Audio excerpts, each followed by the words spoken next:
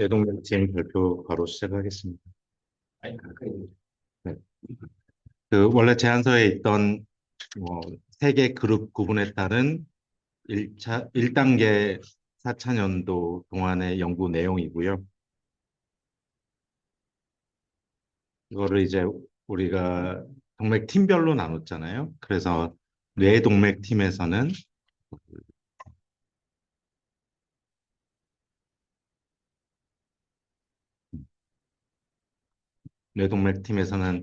뭐 할 일들을 크게 네 가지로 본다면은 정밀 혈류역학 시뮬레이션, 생체 정보 측정 및 해석 반영, 뇌동맥 데이터베이스 구축, SHDI 개발이 되겠습니다. 그중에 한 축이 초음파 도플러 기법 개발 및 혈류변학적 분석이고 관련해서 이렇게 일들이 있고요. 이 네모 박스들이 이제 이따 뒷부분에서 뭐 01-3A, B, C, D 해서 쭉 나올 겁니다.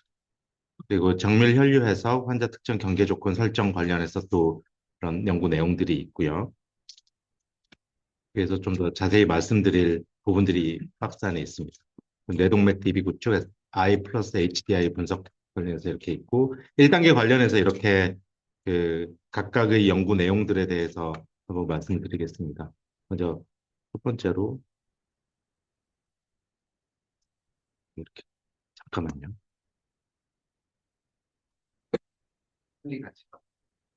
이게 여기가 너무 작게 나와서 그거를 좀 많이 마우스가 왔다고 필요하지만 어, 여기서 화면이 너무 작아서 괜찮아. 마우스 주시겠어요? 네.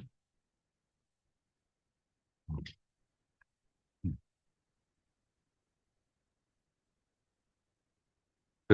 첫 번째 이제 팽동국 교수님 그 연구하신 내용으로 시작을 해서 로테이셔널 엠모드 이미징 기법 개발입니다. 팽동국 교수님께서 이제 초음파 주 전문가로서 이제 2차원 초음파하고 옵티컬 트래커를 이용해서 종단면이 아닌 횡단면 혈관 영상을 시간 각도별로 로테이셔널 엠모드로 재구성해서 혈관 벽 운동성을 평가하셨습니다. 그래서 총경동맥 분석에서 정상군은 비대칭적 확장 수축하고 높은 탄성도를 보이고 협차 환자군은 그런 탄성이 없기 때문에 확장된 혈관 형상하고 저하된 운동성을 확인하셨다고 합니다. 그래서 실시간 초음파 영상 시간 위치 정보를 획득하는 시스템을 이렇게 구축하시고 이렇게 횡단면에서 이렇게 파악을 하셔가지고 혈관 벽을 세그멘테이션도 이렇게 잘 하시고 또 로테이셔널 M 모드로 이렇게 혈관 벽에 이런 어떤 모션들을 잘 캡처하셨습니다. 그래서 왼쪽이 헬티한 혈관벽, 오른쪽이 이제 아테로스클로로시스 있는 노인의 딱딱한 혈관벽을 이렇게 어, 극명한 차이가 드러나는 것을 초음파로 잘 보여주고 계십니다. 한 교수님 오셨나요? 아마 이청아 어, 박사가 네, 제주대학교 연구팀 여기 지금 있습니다. 네. 그리고 다음은 초음파 도플러 기반 유속 변화 최 모델 검증해서 이렇게 아주 복잡한 뇌동맥 혈관들을 이렇게 팬텀 모델을 만드셔가지고 여기에 대해서 그 초음파 도플러 유속을 이제 가늠하는 방식을 좀 개선을 해주고 계십니다. 예, 또 여기서도 이제 종전의 방식인 종단면 스캔 방식은 이 직선 구간 확보가 굉장히 중요한데 뇌혈관이 이렇게 꼬불꼬불 복잡해서 종단면 방식이 한계가 많은데 이제 횡단면으로 하실 수가 있으니까 그 횡단면으로 함으로써 정확도를 많이 높이셨다고 이렇게 보고를 해주시고 계십니다. 그래서 여러 그 유동 벨로시티 프로파일에 대해서 다 평가를 이렇게 진행을 하셨습니다. 경사각 15도에 대해서 도플러 얼트라 사운드로 횡단면 스캔 시에 종단면 스캔과 높은 일치도 보이는 것도 확인을 해주셨습니다. 다음은 박동 흐름 내 혈유변학적 변화 해석 연구 관련입니다. 그래서 초음파 신호를 단순히 속도만 보지 않고 또 초음파 신호로 형태만 보지 않고 혈액의 점도, 적혈구 거동 특성을 대변하는 혈유변학적 데이터로서 유체 해석에 활용할 수 있는 그런 고급 정보를 좀 얻으실 수 있는 방법을 개발하셨습니다.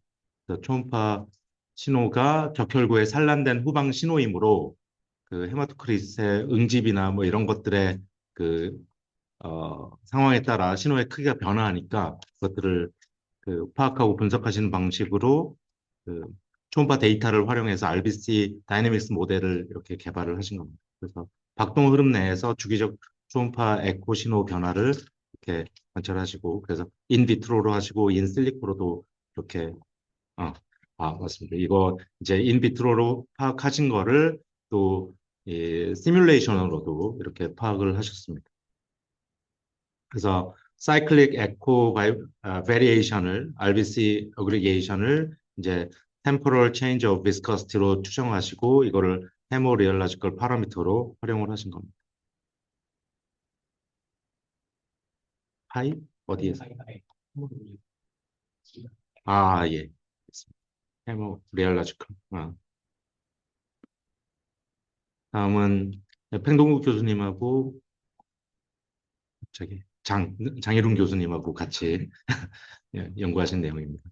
그래서 그 흐름 조건에 따른 RBC 다이나믹스를 이제 먼저 쿠에트 플로우에 대해서 하시고 그리고 펄스타일 플로우에 대해서 좀 더 응용을 확장하시고 그래서 얼리 시스톨릭에서 높은 얼트라사운드 에코 지니스티를 이제 그 분석하셨습니다. 파악하시고 분석하셨습니다. 이런 경우에 인터랙셔널 폴스보다 히모다이내믹 컨디션이 더 크다? 영향이 더 크다? 뭐 이렇게 판단을 하신 것 같습니다.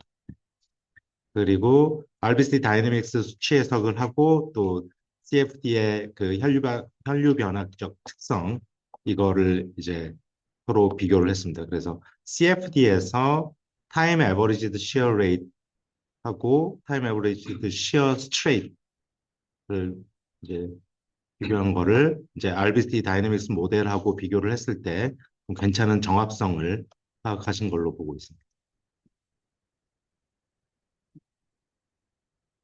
다음은 뭐 저희 최기성 교수님, 송시문 교수님, 김현진 교수님 랩에서 하는 그 전체적인 연구 틀인데 정밀 혈류 해석 기초 연구로부터 특정 질환 타겟하여 뇌동맥류 등 특정 질환을 타겟하여 연구를 하고 또 뭐 그 좀 대동맥부터 해가지고 대형 뇌동맥 모델 해석 그리고 뇌동맥류 로컬 범위 FSI 그리고 뇌혈관계 멀티스케일 혈액 유동 해석 진행해 왔습니다. 먼저 정밀 혈류 해석 기초 연구 관련해서 저희가 이건 좀 초반에 했던 건데요.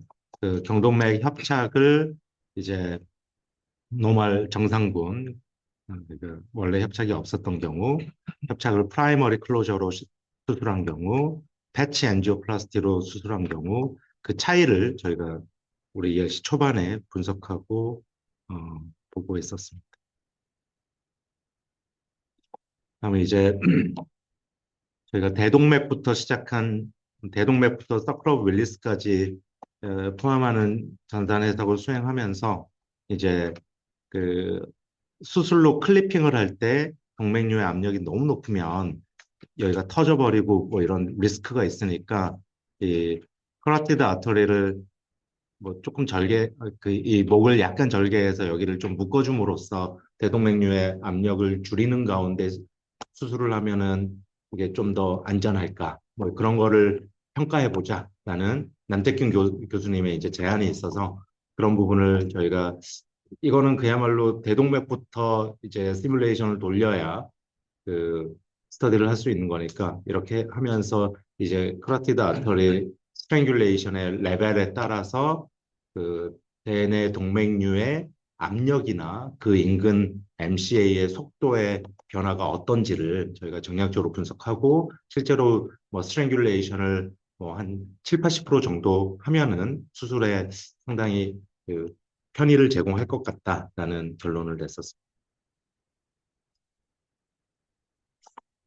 다음 페탈 타입 PCA 관련인데 예전에 남태균 교수님하고 저희가 연구를 예전에 시작을 했었고 근래에는 최규성 교수님하고도 페탈 타입은 같이 하고 있습니다. 페탈 타입이라는 게 원래 이 PCA로는 베실러 아터리 뭐 뒤쪽 아터리에서 피가 많이 이렇게 와야 되는데 이 P1이 이제 이게 정상군이고 P1이 너무 얇거나 아예 없어버리고, 그래서 이 P2 쪽으로 갈 피가 ICA에서 많이 오는 타입이 페탈 타입이라고 합니다. 이게 제가 기억하는 게 맞다면 어원이 이제 페탈이 태아형인데 태아 때는 원래 이랬다가 어른이 되면서 이게 P1이 더 성장해서 이렇게 되는 게 맞나요?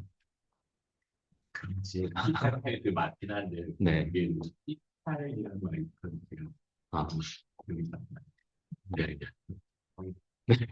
그래서 이렇게 정상군, 뭐 마더릿한 페탈 타입, 그리고 아주 시비어하게 아예 P1이 없어버리는 페탈 타입에 대해서 저희가 전산 해석을 많이 하고 또 이 근처에 또 아뉴리즘이 많이 생긴다고 합니다. 그래서 아뉴리즘 생길 때 수술을 할 때 여기를 막아버린 상태에서 막 수술을 하는데 그렇게 막았을 때의 혈류역학적 변화 이런 것들을 많이 분석을 했습니다. 근데 봤을 때는 저게 아예 분리가 되는 이렇게 저렇게 저는 생각보다 연결돼 있다가 태아 때도 연결은 돼 있다. 얇아지고 결과죠. 아, 이런.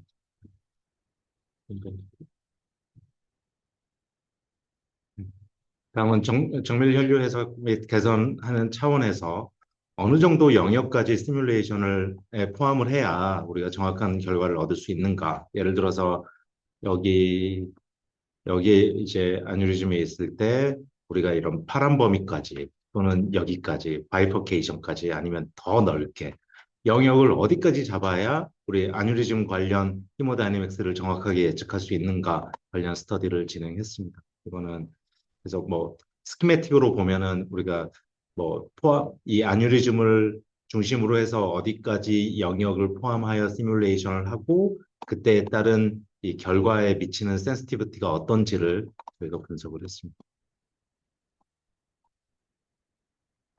다음은 여기 바이퍼케이션에서 아뉴리즘이 이제 있는 경우에 이게 가상의 상황 또는 그 어떤 환자가 왼쪽에 아뉴리즘이 있다면 오른쪽은 없을 테니까 없는 곳 이런 식으로 해서 아뉴리즘이 없는 상황 또는 아뉴리즘이 지금 있는 상황 또는 럽처된 상황 그 이미지를 최규순 교수님 랩에서 받아서 이렇게 없는 있는 럽처된 상황 그러니까 언럽처드하고 럽처 상황의 히모다이내믹스 변화 차이들을 분석을 했는데 그 뭐 프렐리미너리한 결과겠죠. 저희가 데이터 수가 그렇게 많지는 않으니까. 그래서 벽면 수직 응력은 그 동맥류 형성에 어느 정도 영향이 있을 거다. 그리고 벽면 전단 응력은 이게 사실 파열군하고 비파열 및 정상 대비 차이가 있었습니다. 그래서 벽면 전단 응력이 파열에 좀 더 영향을 많이 미칠 수 있는 가능성이 있다까지 좀 파악을 했습니다. 근데 데이터가 많이 필요할 것 같습니다. 되기 전에 워시어 스테이트를 얘기하는 그렇죠. 저희가 시뮬레이션은 사실 파열된 케이스이나 이제 아뉴리즘 자체는 이제 형성이 그 터진 상태는 아닌 거죠. 그렇죠. 근데 이제 결과는 알고 있으니까 네. 그때 이제 워시어 스테이트 비교해서 그렇게 다르게 저렇게 상당히 높게 나와요. 인류리즘이 없는 혈관 모양을 가정했을 때 이렇게 계산한다. 아니지 그거 거기서 맞습니다. 맞습니다. 그래요? 근데 저렇게 차이나 선생님, 그렇지. 제가 그 방금 설명하면서 헷갈렸는데, 이런 경우들에 대해서 다 아뉴리즘은 없는 걸로 스무드한 바이프케이션으로 했는데, 어, 럽처된 케이스들은, 월시어 스트레스가 상당히 높게 나왔습니다. 제가 설명하면서 기간이 너무 먼저 많잖아. 지금 이거를 류성원 학생이 지금 쓰고 있는 거죠. 지금 작성 중. 그러니까 이게 어떻게 보면 뭐 CF를 하니까 어떤 가상의 상황이나 뭐 이런 것들에 대해서 좀 결과를 알고 있어도 결과 진짜 몰랐을 때도 저렇게 음. 나오는 거 이거는 그러니까 뭐 데이터를 그대로 정리한 거긴 하니까 굳이 그렇죠. 뭐 저거를 전향적인 연구에 적용해 볼 만한. 그렇지. 음. 심하게 하면 그렇죠. 네. 그러니까 뭐 이 정도 좀 작게 아뉴리즘이 있는 경우에 뭐 시뮬레이션을 돌려보면 근데 좀 크게 나왔다 그러면 이분은 계속 좀 추적 관찰하면서 계속 커지는지 계속 커지면 또 실제 좀 위험할 수 있고 그렇죠. 우리가 이 결과를 좀 더 믿는다. 되게 많은데. 네? 한 1mm, 2mm였어. 네. 네, 1mm, 2mm여가지고 1년마다 계속 다시 찍고 있는 환자도 되게 많거든. 그러니까 사실 계속 네. 찍으시면서 실제로 아뉴리즘이 계속 커져가는 케이스가 있으면 네. 정말 흥미로울 거예요. 그러니까 안 커지는 사람도 있고, 안 예. 커지는 그 데이터를 유재현 교수님한테 보내주세요. 네네. 열심히 할 그냥 거예요. 저기 MRNGO만 있으면 돼. TOF 네. MRNGO. 네. 전향도 네. 이런 거고 아, 그러면 그거는 쭉 찾아가지고 한번. 그러면 저게 과연 네. 진짜 그 분단 인자가 될 수 있는지 그 몇년 동안 이렇게 걸쳐서 이제 여러 이미지가 있는데 네. 어떤 환자는 거의 안 커졌고 맞아요. 어떤 환자는 다 커진다. 이렇게 네. 몇 개 그룹으로 있으면 네. 이거를 한번 다시 또 체크해 볼 수 있어요. 근데 그 월시어 스트레스로만 하면 안 되고 이제 저게 이제 기전적인 원인이 있을 테니까 우리가 이제 그거를 이제 공학적인 캐로그라이제이션을 좀 해줄 수가 있어요. 왜냐면 우리는 알잖아요. 저게 결국은 월시어 스트레스의 포뮬레이션에서 나온 건데 그 포뮬러를 브레이크다운 시켜보면 이제 어디가 컨트리뷰션이 많은지 알 수 있으니까 그거를 이제 우리는 추적을 해야겠죠, 지금. 예, 예. 그렇죠. 되게 그리고 네, 형태학적인 것도 같이 나오면 좋 네.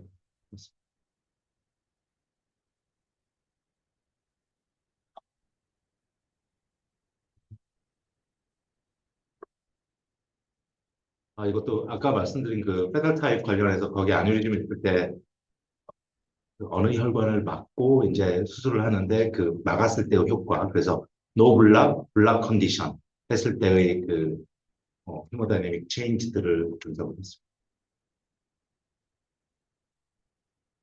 그럼 김현진 교수님께서 조직 성상 기반 혈관 생성 그리고 축구 현안 세동맥 확장 통합 모델 그래가지고 그래서 혈관 생성을 그 조직의 크기로 하셨었나요? 그래서 맞습니다. 조직 성장 기반 혈관 생성 모델을 개발하셨고 또 뇌혈관계 멀티스케일 유동 해석을 그에 기반하여 하셨습니다. 측부순환과 세동맥 확장을 통합한 뇌혈관계 멀티스케일 유동 해석을 수행하셨고 이게 2단계에서도 계속 이어질 예정.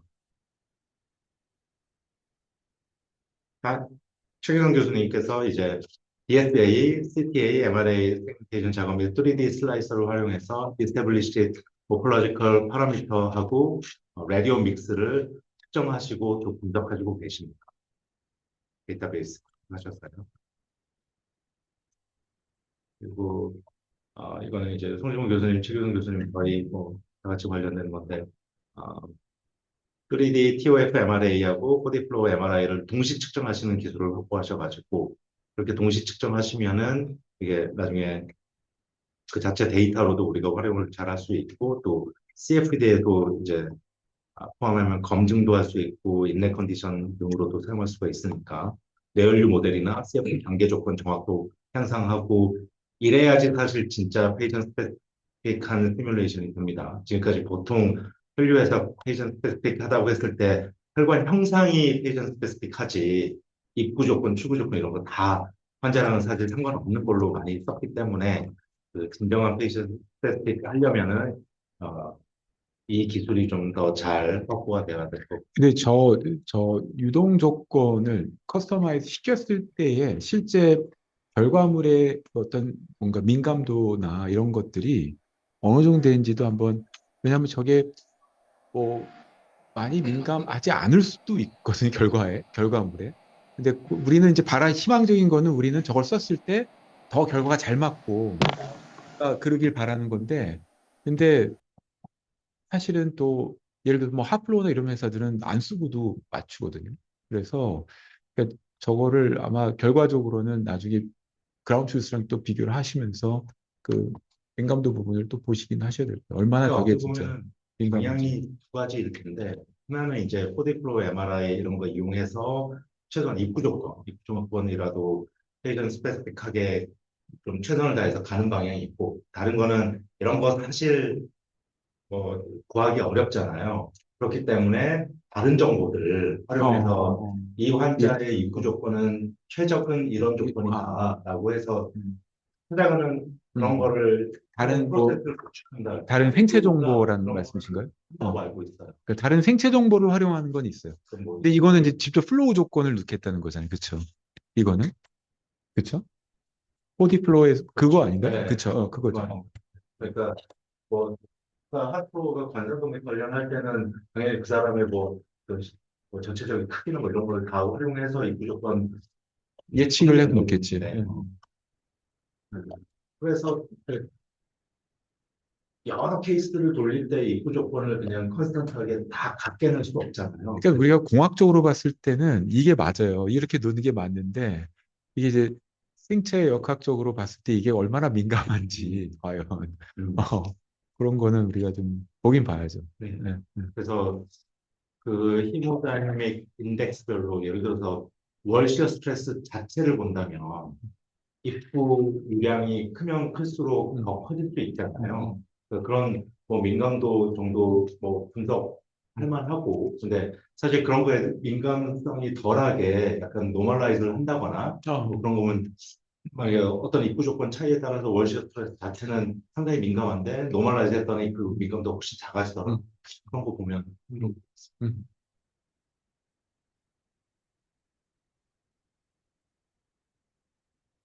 그 저희가 이제 뭐 혈관망을 이제 뭐 입구 하나 있고 바이퍼케이션 하나 정도 있어서 Y자 정도면은 사실 입구 출구 조건 설정하기 간단한데 만약에 이런 식으로 좀 입출구가 굉장히 많으면은 입구 조건 설정, 출구 조건 설정이 굉장히 복잡하고 오래 걸립니다. 그래서 제로디 모델을 기반으로 해서 그러니까 원래 3D 모델인데 이걸 제로디로 심플리파이 한 다음에 제로디 모델로 기반하고 타겟 조건 몇 가지 써서 출구 조건, 특히 출구 조건 최적화하는 작업을 진행을 했습니다. 그 제가 김현진 교수님 부분은 사실 김현진 교수님 계시면 김현진 교수님께서 좀 말씀해 주시면 더 좋긴 합니다. 김현진 교수님 혹시 네. 교수님께서 예. 설명해 주시면 훨씬 더 그 청중에게 도움이 교수께서 설명 잘 해주고 계신데, 예.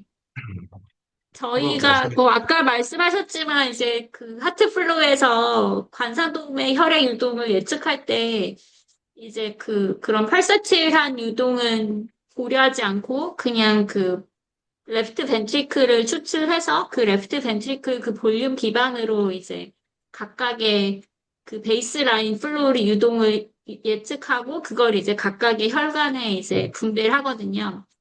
그래서 저희도 같은 방식을 한번 뇌혈관계 시스템에 적용을 해본 겁니다. 결국에 뇌혈류 유동도 뇌 조직의 기본적인 플로우를 공급하도록 이제 만들어져 있는 시스템이기 때문에 그러면 뇌 조직 기반으로 저희가 전체 뇌혈류 유동을 예측하고 그리고 이제 그 약간 보로노이 테슬레이션 방법으로 각각의 이제 메이저한 혈관들이 어느 정도 이제 혈액을 분류하도록 보로노이 테슬레이션 기반으로 이제 혈액을 이제 디스트리뷰션 해서 실제 그 문헌에 나와 있는 그런 그 퍼퓨전 테리토리랑 비교했을 때 굉장히 유사한 상관관계를 보였고요. 그리고 실제로 이제 각각의 어떤 한 부분에 이제 이스키미아가 있는 실제로 그 오클루전이 있어서 이스키미아에 이른 그런 환자들 같은 경우는 저희가 이제 데셀 코디드 ASL로 그 퍼퓨전 테리토리를 저희가 볼 수 있거든요. 그 아랫부분에 있는 그림인데. 그러면 그 데셀 코디드 ASL로 저희가 퍼퓨전 테리토리를 이제 각각 메이저한 아터리별로 이제 분류했고, 그것을 저희가 에스티메이션한 방법과 비교했을 때도 굉장히 유사한 결과를 얻을 수 있었습니다. 감사합니다. 감사합니다. 그러면 그 스마트 인덱스 그 최규근 교수님 랩에서도 그 형태학적 지표들을 이용해서 스마트 인덱스랑 그 동맥류 그 연관성을 계속 분석을 많이 해주고 계십니다. 그리고 저희는 이제 형태학적 지표 그리고 그 히모다이내믹 지표 이용해서 그 동맥류 관련 그 연관성을 분석을 하고 있습니다. 그것들을 이제 여러 가지가 그 형태적 지표가 굉장히 많고 그것들을 복합적으로 활용하고 또 CFD 베이스드한 히모다이내믹 인덱스들을 또 복합적으로 활용하는 방안을 계속 연구를 진행해 오고 있습니다. 유현진 교수님 또 한 번 더 부탁드립니다. 네, 이거 1단계 연구 결과군요. 그래서 이제 네. 아까 그 보여드렸던 그 이제 그 내 조직을 이제 전체를 세그멘테이션 하고, 이제 보로노이 테슬레이션 기반으로 이제 각각 메이저한 혈관에 이제 플로 디스트리뷰션을 구하고요. 이제 그러면 이제 저희가 환자 기반으로 이제 약간 플로 에스티메이션 할 수 있겠다 싶었거든요.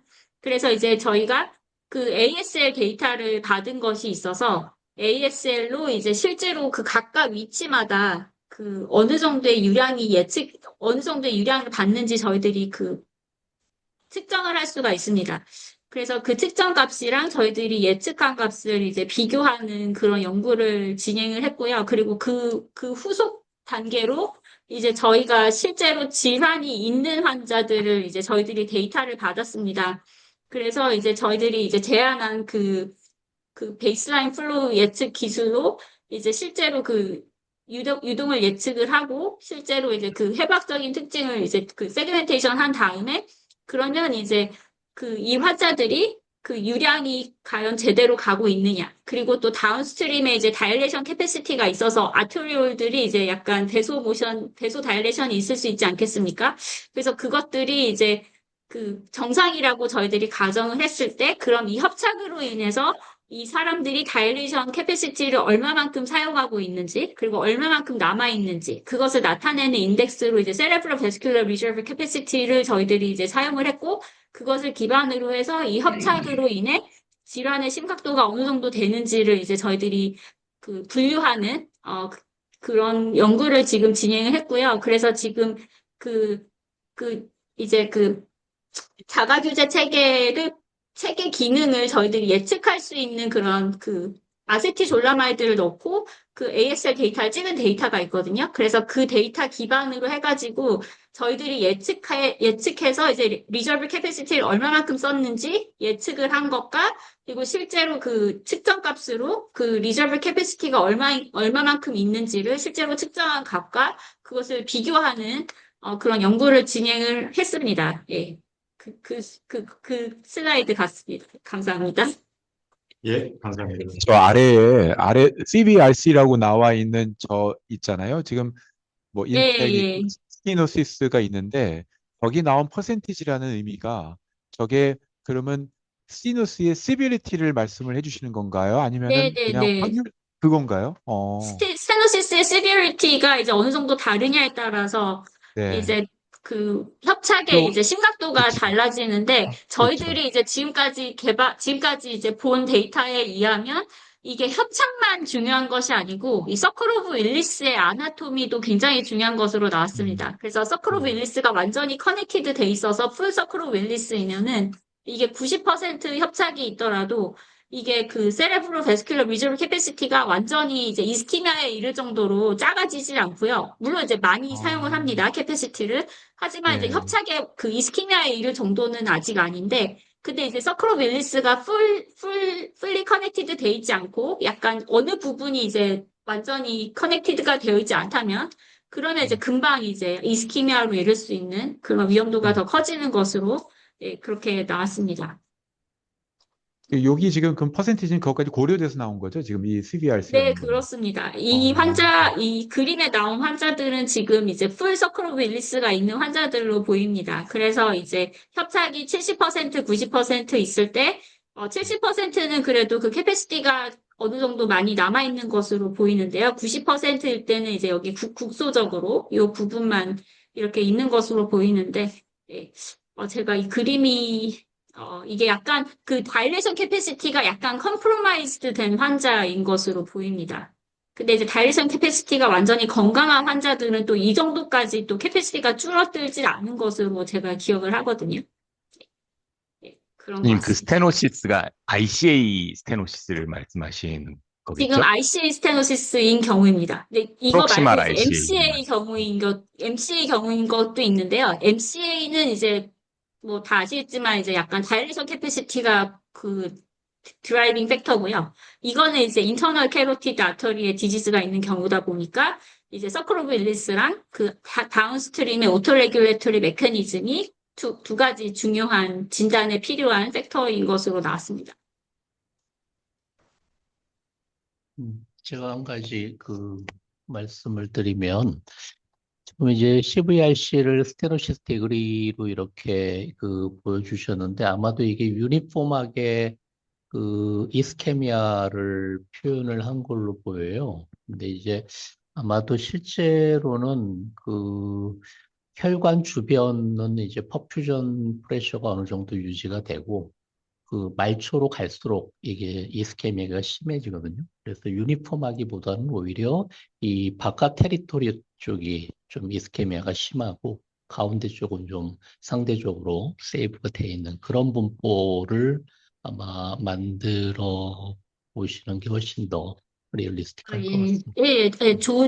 좋은 포인트이신데, 이 결과는 저희가 퍼퓨전 시뮬레이션을 해석한 게 아니고요. 아까 보여드렸던 각각 메이저한 혈관별로 저희가 퍼퓨전 테리토리 맵을 먼저 구하고요. 그랬을 때, 그러면 ICA로 인해서 어느 부분이 이제 퍼퓨전이 영향을 받는지, 이런 거를 이제 저희들이 이제 그림으로 보여주다 보니까 약간 커다란 조직이 이렇게 약간 퍼퓨전이 부족한 것으로 이렇게 나온 것으로 예, 이해해 주시면 될 것 같습니다. 그래서 이게 교수님께서 말씀하신 그런 보다 더 이제 하이 피델리티의 그런 퍼퓨전 시뮬레이션에서 나온 건 아니고요. 그냥 진짜 저희들이 세그멘테이션한 그런 혈관과 뇌 조직만을 이용을 해서 되게 럼프드된 그런 퍼퓨전 데피시시 일어나는 부분을 저희들이 보여주고 있습니다. 그래서 그게 이제 리미테이션입니다. 네. 제가 하나 질문 좀 드릴게요. 김현진 교수님, 최규선입니다. 결국에는 ASL 영상, 그 다음에 혈관 형상을 바탕으로 뇌조직이 받아야 될 혈류를 예측하고 혈관이 좁아져 있는 부분과 관련돼서 결국에는 여기는 어느 정도 허혈이 있다 없다고 얘기를 하신 것 같은데, 기존에 저희가 검사하는 퍼퓨전 CT나 아까 아세타졸라마에 잠깐 말씀하셨는데 다이아목스 스펙트 같이 이 환자가 과연 리저브가 얼마인지를 보고 수술 여부를 결정하는 검사들을 하고 있는데, 교수님께서 말씀하신 모달리티가 충분히 그런 부분들도 반영을 할 수 있다면 조금 더 그거에 비해서 나은 장점은 임상적으로 혹시 어떤 게 있을까요? 그게 좀 궁금합니다. 그러니까 아세티졸라마이드를 쓰지 않더라도 그것을 이제 진단을 하겠다는 거거든요. 그래서 이제 네. 아세티졸라마이드가 있어야지 지금 얼마만큼의 캐패시티가 남아있는지를 저희들이 볼 수 있지 않겠습니까?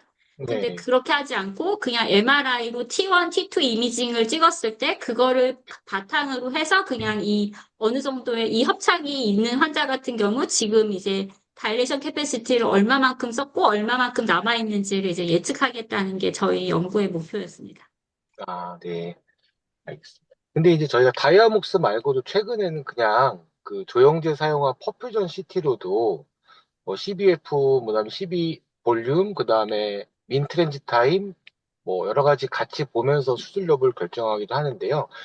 그러면은 퍼퓨전 CT랑 다른 점, 조영제를 사용하지 않고 조금 더 간단하게 예측할 수 있다는 걸로 저는 보여지는데, 그러면 혹시 이 부분에 대해서 김영석 교수님 혹시 어떻게 생각하는지 좀 궁금하거든요.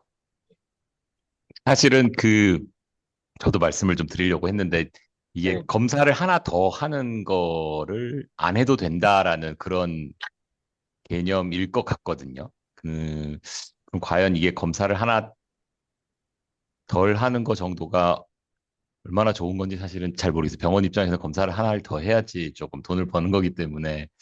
근데 이제 그 검사 다이아목스는 조금 환자가 힘들거든요. 사실은 조금 이제 혈관을 넓히면서 머리도 많이 아파하고 굉장히 팔피테이션, 가슴이 벌렁벌렁거리는 사람들이 많아서 그런 우려가 조금 있어서 그거를 대체하면 좋을 것 같긴 한데, 최기성 교수님 말씀대로 이렇게 퍼퓨전 CT나 MRI를 추가로 찍을 수 있는 거를 대체를 한다 그러면 그게 100% 대체가 된다 그러면 좋겠지만은 조금이라도 차이가 난다 그러면 검사를 하나 더 하는 게 더 낫지 않을까 그런 생각이 좀 들기도 합니다. 예.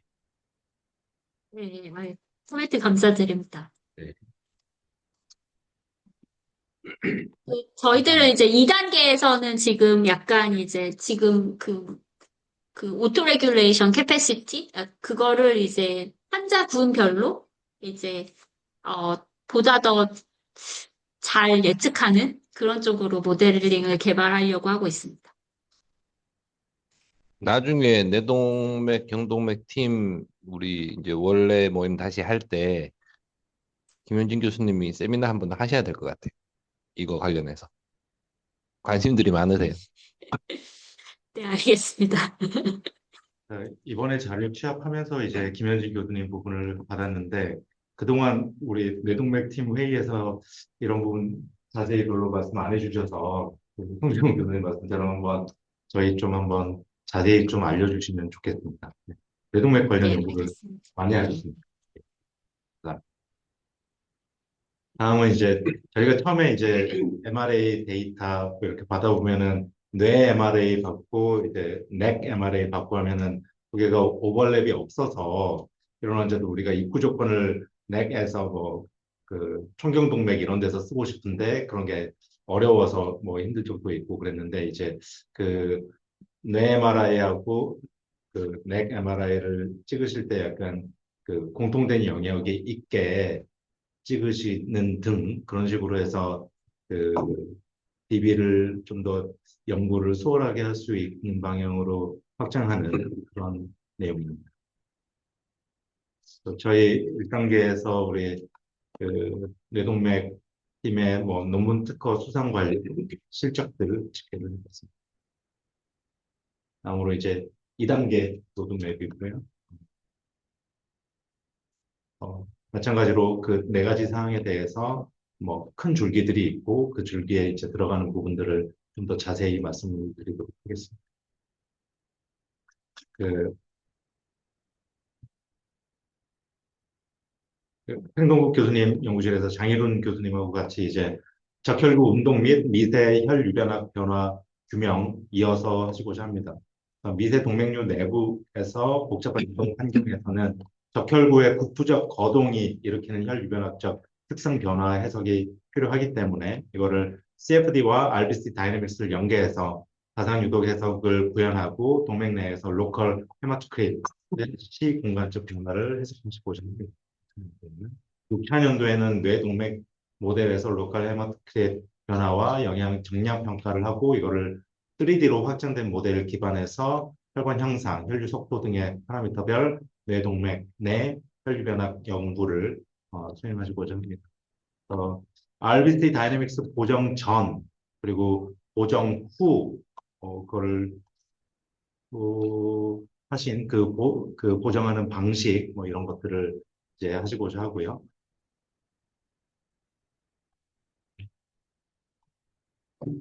그리고 다시 김현준 교수님 혹시 여기도 한번 소개해 주시겠어요? 이거 아까 말씀하셨던 거 이제 다시 또 말씀드리는 것 같은데 지금 2단계에서는 이제 그 자가 규제 체계 이상이 있는 모델군들을 그 판별하는 그런 모델을 만들려고 하고 있습니다. 그래서 지금 약간 혈역학 기반 그리고 약간 이제 그런 해박적인 데이터 기반 그런 걸로 이제 여러 가지 그런 특징들을 뽑아서 지금 기계학습으로 이 자가규제 체계 이상이 있는 환자군을 판별하는 가장 좋은 그런 피처가 뭔지 이런 것들을 알아보는 연구를 진행을 하고 있습니다. 네, 감사합니다. 다음은 사실 그 홍주문 센터장님이 여러 번 뭐 궁금해하시고 그랬었고 저희가 이제 보니까 또 그 실제 가능한 일이기도 해서 그 진행을 이제 해보려고 하고 있습니다. 특히나 이제 우리가 경동맥으로부터 해서 내내 동맥까지를 다루니까 이게 혈관 주변의 그런 환경이 계속 변화하잖아요. 그래서 혈관 주변에 특히 압력 조건 이게 달라질 수 있고 특히 내내 동맥 같은 경우에는 환자 상태에 따라서도 혈관 주변의 압력 조건이 막 달라지니까 우리가 FSI를 하면서 그 혈류 영역, 그 혈관 벽 영역 그리고 혈관 벽 바깥 면 영역 이렇게 구분해서 시뮬레이션을 할 때 혈관 벽의 바깥 영역에서 이제 압력 등의 조건을 혈관에 따라 이 혈관 세그멘트에 따라서 좀 다르게 주는 방식의 FSI를 수행하고자 지금 프렐리미너리하게 진행을 하고 있습니다.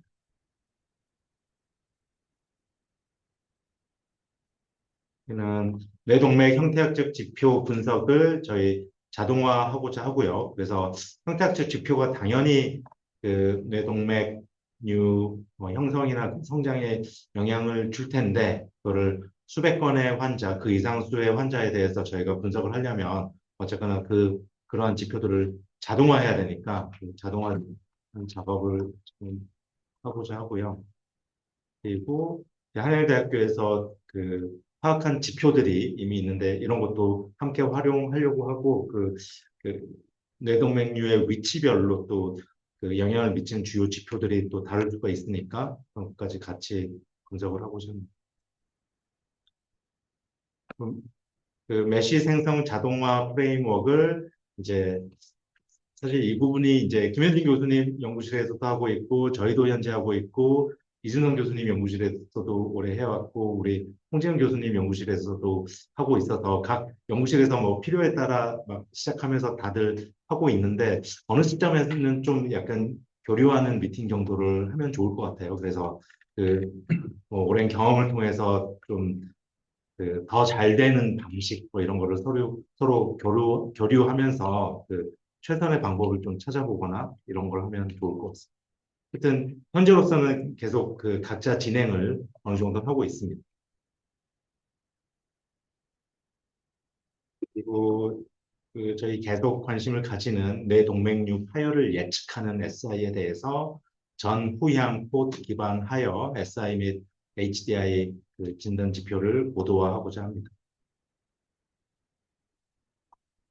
그리고 혈관 중심선을 지나면서 이제 형태학적 지표를 아까 말씀드린 거랑 조금 관련되는 건데 형태학적 지표를 자동으로 파악하고 또 복합적으로 활용하는 방안 그리고 그거하고 이제 관련된 CFD 해석 결과 히모다이내믹스 인덱스들을 또 함께 복합적으로 활용하는 방안을 앞으로 계속 수행하려고 합니다.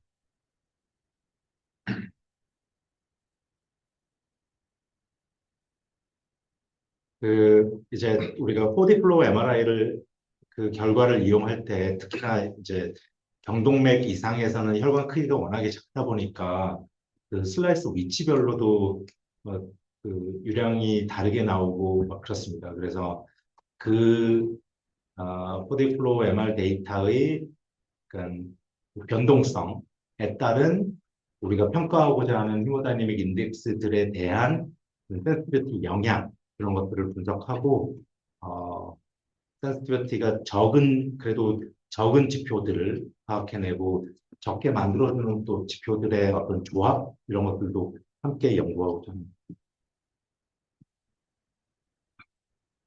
또 이건 아까 말씀드린 거랑 또 관련되는 건데요. 특히나 이제 히트맵을 저희가 이제 뭐 데이터를 더 많이 받으면은 이거 자동화한 결과로 이제 머신러닝 이용해서 아뉴리즘 뭐 생성, 럽처 등을 예측하는 데 활용하고자 하고 이거 관련해서 저희가 이제 예비 미팅을 했었는데 그때 홍지영 교수님 연구실에서 AI 기법에 대한 조언들을 많이 해주셔서 저희가 직접 수행할 때는 홍 교수님 랩하고 이제 협업하면서 AI 관련 많은 조언을 구하고자 합니다. 다음은 뇌동맥류 통합 지표 기반 신의료기기 인증 추진 및 패키지화 절차 지원입니다. 여기서 이제 중요하게 생각하는 것 중에 하나는 지금까지 뭐 개발한 여러 툴들이 있는데 김현진 교수님 랩 툴도 있고 저희가 개발하는 것도 있고 이런 거를 우리 ERC의 CV 플로우 소프트웨어에 이제 인베드를 하고 통합 소프트웨어에 함께 들어가게 해야 됩니다. 그래서 이런 거는 2단계 중에 이루어져야 될 일이고 이런 것들을 통해서 이제 신의료기기 인증도 받고 패키지화를 하고자 합니다. 그리고 이제 뇌동맥류 데이터 뱅크를 우리가 데이터 익명화를 하고 또 자격이 되는 사용자들은 로그인해서 사용할 수 있게 하는 뇌동맥류 데이터 뱅크 공공화 그리고 연구산업 활용 체계를 수립하고자 합니다. 저희는